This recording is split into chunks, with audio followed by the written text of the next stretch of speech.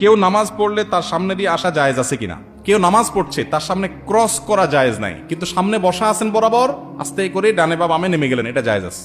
দুইটা কিন্তু দুই জিনিস। অনেকে পিছনে করে নামাজ পড়তেছে, বেচারা একটু লম্বা কেরাতে পড়তেছে, সুন্দর করে নামাজ পড়তেছে, বারবার পিছনের দিকে তাকা, চোখ বড় বড় করে, পারলে কই মাছের মাথা চাবায়।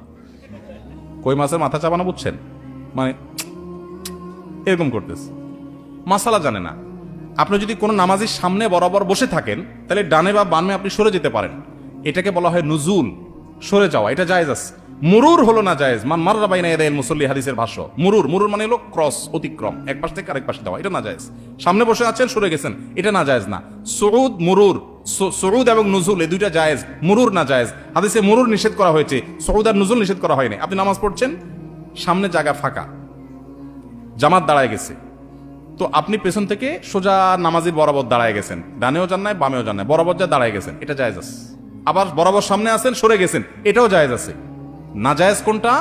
নামাজের সামনে দিয়ে এক পাশ থেকে আরেক পাশে গেলেন, এটা হলো না জায়েজ। অতএব যত দেরি হোক, যত কষ্ট হোক, সবর করবেন এবং ক্রস করবেন না। আর যিনি নামাজে দাঁড়াবেন, তারও দায়িত্ব হলো যে মানুষের চলাচলে ব্যাঘাত এরকম কোনো জায়গায় নামাজের নিয়ত করবেন না। এখন জামাতের নামাজ এক দুই রাকাত ছুটে গেছে, বেচারা সেগুলো আদায় করতেছে, তার তো কিছু করার নাই। এক্ষেত্রে সামনে মুসল্লিরা হাঁটাহাঁটি করবে না।